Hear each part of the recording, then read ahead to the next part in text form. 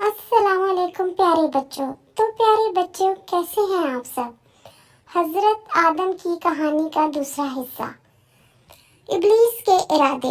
ابلیس نے اللہ کے دھتکار دینے اور سب کے سامنے بے عزت کر کے نکال دینے جانے پر جاتے جاتے یہ کہا کہ میں قیامت تک آدم کی اولاد کو بری باتیں سکھاتا رہوں گا, انہیں نیکی کے راستے سے ہٹانے میں لگا رہوں گا. یہ کہا اور جنت سے نکل گیا. اماں ہوا کی پیدائش. پیارے بچوں, حضرت آدم جنت میں رہنے لگے, لیکن آپ اکیلے تھے. آپ کی طبیعت کچھ اداس رہتی تھی, تو اللہ نے اس کا انتظام کر دیا. وہ یوں کہ آپ ایک دفعہ سو کر اٹھے تو آپ کے سرہانے آپ نے ایک نہایت خوبصورت خاتون کو بیٹھے دیکھا. آپ نے پوچھا, تم کون ہو؟ وہ بولی, میرا نام ہوا ہے. خدا نے مجھے آپ کی تنہائی اور اداسی میں آپ کا ساتھ بنا کر پیدا کیا ہے. اب آپ دونوں خوشی خوشی جنت میں رہنے لگے. جنت کا ایک پھل کھانے سے منع کرنا. اللہ نے آپ کو اس بات کی اجازت دی کہ جنت کے جس پھل کو چاہیں کھائیں اور جس نہر کا پانی پینا چاہیں پی سکتے ہیں, البتہ درخت کے قریب جانے اور اس کا پھل کھانے سے منع کر دیا. وہ صرف ایک ہی درخت تھا. ابلیس جو کب سے موقع کی تلاش میں تھا, اسے اماں ہوا اور بابا آدم کو پھسلانے کا موقع ہاتھ آ گیا. چنانچہ وہ چوری چوری جنت میں داخل ہو کر حضرت آدم اور ہوا کے پاس آیا اور کہنے لگا, میں تمہارا دوست ہوں, خیر خواہ ہوں, تمہارا بھلا چاہتا ہوں, تمہارا دشمن نہیں ہوں. میری بات مانو تو اس درخت کے پھل کو کھا کر تو دیکھو. اس کے کھانے سے آپ دونوں کو جنت میں ہمیشہ کی زندگی مل جائے گی اور آپ دونوں فرشتے ہو جاؤ گے. غرض آخر کار شیطان نے آدم اور ہوا کو اس پھل کے کھانے پر آمادہ کر دیا. اللہ کی ناراضگی. پیارے بچوں, شیطان کے کہنے میں آ کر آدم اور ہوا دونوں نے اس درخت کا پھل کھا لیا, حالانکہ اللہ نے اسے کھانے سے ان کو منع فرمایا تھا. اب اللہ کا حکم ٹوٹ گیا تو اللہ بے حد ناراض ہو گیا. آدم اور ہوا کی شرمندگی. اب آدم اور ہوا دونوں بہت شرمندہ ہوئے کہ یہ ہم دونوں کیا کر بیٹھے.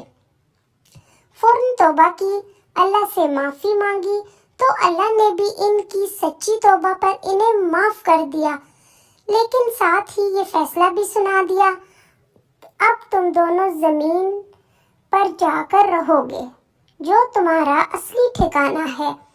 وہیں تم دونوں اب رہو گے, باقی کے دن پورے کرو گے, اور اس زمین پر تم دونوں کی موت آ جائے گی, اور قیامت کے دن تم دونوں کو اس زمین میں سے دوبارہ زندہ کر کے اٹھایا جائے گا.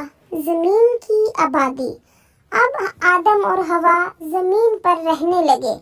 اللہ نے آپ دونوں کو خوب اولادیں دی اور زمین پر آپ کا بہت بڑا خاندان بن گیا اور بسنے لگا. آدم اور ہوا دونوں نے زمین پر زندگی گزارنے کے لیے چیزیں اکٹھی کرنے میں بے حد محنت کی. کھیتی باڑی کی, غلے اگائے, نہریں بنائیں, کنویں بنائے, جانور پالے, ان کی اون سے گرمی سردی کے کپڑے بنائے, رہنے کو مکان بنائے. غرض بہت کچھ کیا اللہ کی یاد میں. لیکن ان سب کاموں کے باوجود آدم اور ہوا اپنے خالق رازق پروردگار اللہ کو ایک لمحے کے لیے بھی نہ بھولے. ان کی حمد و ثنا کرتے رہے, ذکر کرتے رہے, عبادت کرتے رہے, اور اللہ نے اپنی اولاد کو بھی اللہ کی یاد اور ان کی عبادت سکھائی. انہیں نصیحت کی کہ شیطان تمہارا دشمن ہے, وہ تمہیں برے برے راستے دکھائے گا, اس سے بچ کے رہنا. آدم علیہ السلام کی اولاد. حضرت آدم کے ہاں ابتدا میں جڑواں بہن بھائی پیدا ہوا کرتے تھے.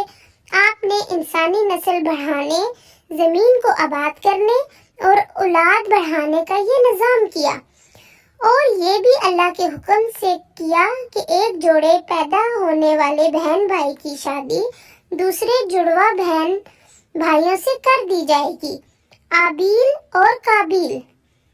پیارے بچوں، ہم یہ جان چکے ہیں کہ حضرت آدم کے ہاں ہمیشہ بہن بھائی کا ایک جوڑا پیدا ہوتا تھا۔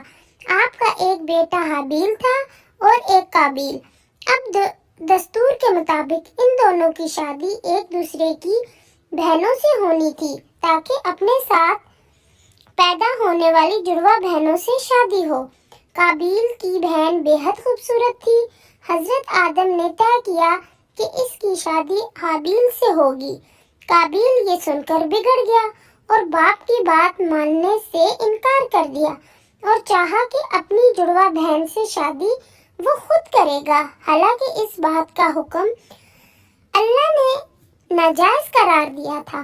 اللہ کے آگے قربانی۔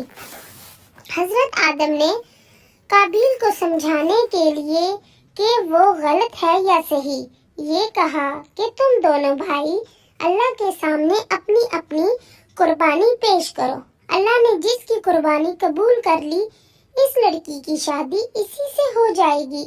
دونوں نے قربانی پیش کی تو اللہ نے حابیل کی قربانی قبول کر لی، جس سے صاف پتہ چلا کہ قابیل اپنی بات میں غلط ہے۔ اس کی بہن کی شادی حابیل سے ہوگی۔ قابیل کا انتقام۔ حابیل کی قربانی قبول ہونے پر قابیل دل میں بے حد ناراض تھا۔ پھر ایک دن اس نے اپنے بھائی کو سخت غصے میں صاف صاف کہہ دیا کہ میں ایک نہ ایک دن تمہیں ضرور قتل کروں گا۔ اس کے جواب میں حابیل نے صرف اتنا کہا، مگر میں ایسا نہیں کروں گا کیونکہ اللہ ایسا نہیں چاہتا، میں اللہ سے ڈرتا ہوں۔ حابیل کا قتل۔ اب شیطان قابیل کے پیچھے لگ گیا اور اسے بھائی کو قتل کرنے پر اکساتا رہا۔ چونکہ ایک دن حابیل ایک درخت کے سائے تلے سویا ہوا تھا کہ قابیل نے آ کر اس کے سر کو پتھر مار کر کچل دیا، اسے قتل کر دیا۔ قتل کرنے کے بعد قابیل بے حد نادام ہوا اور بہت پریشان ہوا کہ اپنے بھائی کی لاش کو کہاں چھپائے، کیونکہ اس سے پہلے نہ اس نے اور نہ کسی اور نے لاش کو دیکھا تھا۔ اس وقت اللہ نے 2 کووں کو بھیجا۔ وہ قابیل کے سامنے آ کر ایک دوسرے سے لڑنے لگے اور ایک کوے نے دوسرے کو ٹھونگے مار مار کر جان سے مار ڈالا۔ پھر اس نے اپنی چونچ اور پنجے کے ذریعے زمین کو کھودنا شروع کر دیا۔ جب اتنا گھڑا بن گیا جس میں مرے کوے کو رکھا جا سکے تو دوسرے کوے نے مرے کوے کو دھکیل کر اسے کھڈے میں پھینک دیا اور اوپر سے مٹی ڈال کر اسے دفن کر دیا اور خود اڑ گیا۔ قابیل حیرت سے کھڑا یہ سارا منظر دیکھتا رہا اور دل ہی دل میں سوچنے لگا کہ کیا میں اس کوے سے بھی گیا گزرا ہوں۔ چنانچہ قابیل نے بھی کوے کی طرح زمین میں گھڑا کھود کر حابیل کی لاش کو اس میں ڈال کر دفن کر دیا۔